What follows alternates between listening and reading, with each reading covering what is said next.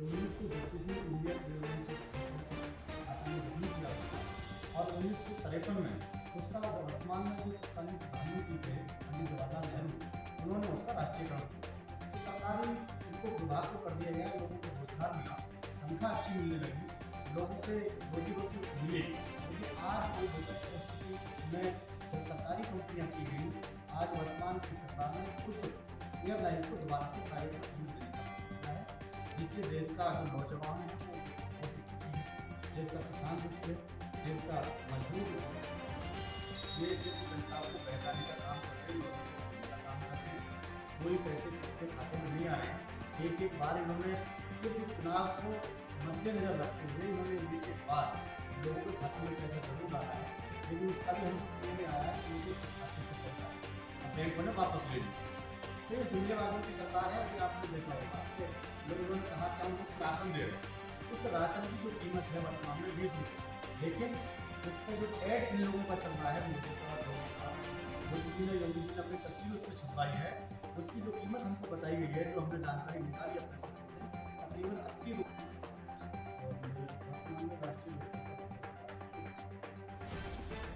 चुनावों को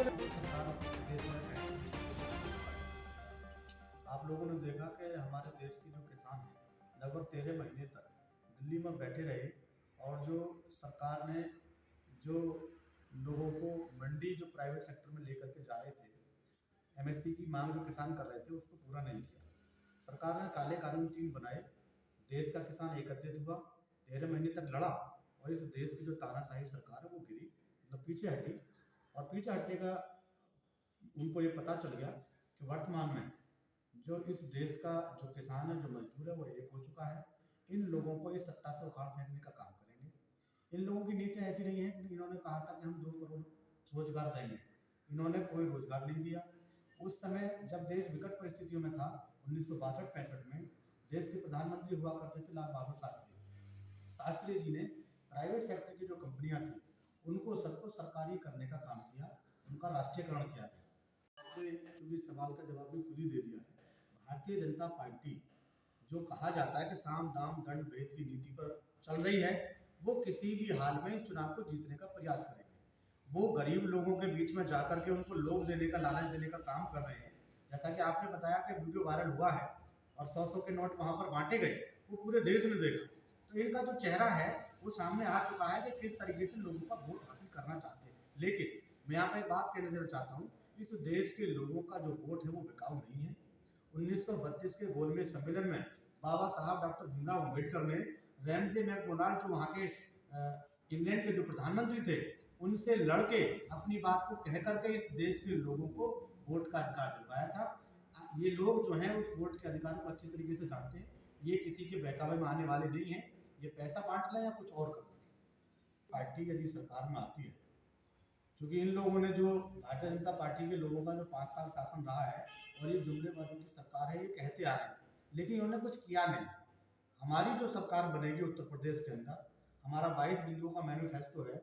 उस मैनिफेस्टो में व्यवस्था की गई है कि इस प्रदेश में विकास किया जाएगा, जहां जिस चीज की जरूरत है उसकी पूर्ति की जाएगी, देश के किसानों की आय को 1.5 गुना किया जाएगा, वृद्धावस्था पेंशन जो 500 रुपये मिलती है उसको बढ़ाकर के 3 गुना किया जाएगा, प्रदेश के अंदर 1 करोड़ लोगों को रोजगार दिया जाएगा। ये सारे वादे हमारा मैनिफेस्टो है। हमारे राष्ट्रीय अध्यक्ष हैं चौधरी जयंती, उन्होंने ये मैनिफेस्टो बनाया है और इसमें 22 बिंदु दिए हुए हैं। इसके साथ साथ मैं एक बात आप लोगों को और बता देता हूँ, पेंशन थी जो हमारे सरकारी विभाग में कर्मचारी हैं, इन लोगों ने उसको खत्म कर दिया। लंबे समय से कर्मचारी इसकी मांग को कर रहे थे, लेकिन किसी भी पार्टी ने उस मांग को पूरा नहीं किया। वर्तमान में हमारे गठबंधन के समाजवादी पार्टी के राष्ट्रीय अध्यक्ष अखिलेश यादव जी ने यह घोषणा कर दी है कि सरकार बनने के तुरंत बाद ही जो ये पुरानी पेंशन की मांग लंबित है उसको बहाल किया जाएगा, नई पेंशन स्कीम को खत्म किया जाएगा। क्योंकि ये कहा जाता है कि जो हमारे अधिकारी या कर्मचारी लोग हैं उनकी बुढ़ापे की लाठी होती है पेंशन, और वो पेंशन नहीं होगी तो उसका गुजारा कैसे। तो ये बहुत बड़ा मुद्दा है। और कर्मचारी चूंकि तकरीबन 20 से 22 लाख इस प्रदेश के अंदर है और तकरीबन 1.5 करोड़ वो वोट बैठता है, तो सब लोगों ने समाजवादी पार्टी राष्ट्रीय लोकदल के गठबंधन को वोट देने की अपील भी की। चाहती थी कि इस देश में केंद्रीयकरण हो जाए, पूरी संपत्ति का केंद्रीयकरण हो जाए और जो देश है अडानी और अंबानी के हवाले करने का काम उन्होंने कर दिया। आप ये मुझे बताइए कि जब देश के वो 3 कृषि कानून इन्होंने बनाए तो उससे पहले ही अडानी ने या अंबानी ने अपने गोदाम वेयर हाउस कैसे बना दिए, उनको कहाँ से पता चला? तो ये सब इन लोगों की मिली भगत है, बैक डोर से सारी चीज़ों को प्राइवेट सेक्टर में लेकर के जा रहे हैं और आम लोगों से उनके जो रोजी रोजगार है उसको छीनने का काम ये लोग कर रहे हैं। और उन कृषि कानूनों को यदि हमने वापस नहीं लिया तो देश में हमारी जो सीटें हैं, जो हम विधानसभा का चुनाव लड़ने वाले हैं 5 प्रदेशों में, वहाँ इनके प्रत्याशियों की जमानत जब्त हो जाएंगी। उन सारी चीज़ों को इन्होंने देखा, इन्होंने सर्वे कराया कि लोग तुमसे खफा हैं, तब जाकर के इन्होंने उन कृषि कानूनों को वापस लिया है। लेकिन मैं यहाँ पर एक बात कहना चाहता हूँ कि कृषि कानूनों को वापस लेने से अब कुछ होने वाला इनका भला है नहीं। इन्होंने जो अत्याचार लोगों के ऊपर किए हैं, हमारे 750 किसान वहाँ पर शहीद हुए हैं, देश का प्रधानमंत्री एक दिन भी उन लोगों के लिए नहीं बोला। ये बड़े शर्म की बात है कि जो किसान हमारा पूरे देश का भरण पोषण करता है उसके विषय में प्रधानमंत्री जी नहीं बोलते। रुपये खर्च कर दिए जा रहे हैं प्रचार प्रसार के ऊपर। तो ये जो पैसा है ये गरीब लोगों का पैसा है, इस देश के किसान मजदूर का पैसा है, उसको ये लूट रहे हैं और अपना घर भरने का ये लोग काम। पैसा देने वाली सरकार नहीं है। इन्होंने तो ये भी कहा था कि हम देश का काला धन लेकर के आएंगे और प्रत्येक व्यक्ति के खाते में 15-15 लाख रुपए आएंगे। आप लोगों से मैं पूछना चाहता हूँ कि तमाम लोगों ने जन धन के खाते खुलवाए, करोड़ों अरबों रुपए इन्होंने इकट्ठा कर लिया खातों में, क्या 15 लाख रुपए किसी को मिले? मुझे तो नहीं लगा कि आज तक किसी को 15 लाख रुपए मिले। तो ये सब जुमलेबाजों की सरकार है और मोदी जी खुद इस मंच से कह चुके हैं कि हम तो झूठे व्यक्ति हैं, हम तो झूठ बोलते रहते हैं। उसको समझना पड़ेगा कि वर्तमान में जो इस देश के अंदर जो व्यवस्था बनी हुई है उसको आपको समझना पड़ेगा कि ये जो झूठों की सरकार चल रही है, ये लोग हिंदू मुस्लिम की राजनीति करते हैं, लोगों को बरगलाने का काम करते हैं।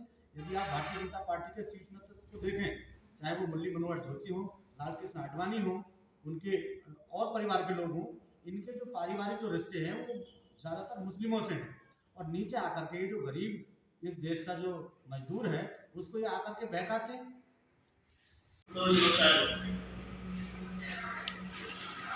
तो मुझे सबके नाम और नंबर भेज देना और मैंने वैसे मीटिंग कराता हूँ, तो जो भी चीज़ें हैं वो हो जाएंगी, लेकिन मुझे बता देना, व्हाट्सअप कर देना क्या लोग हैं।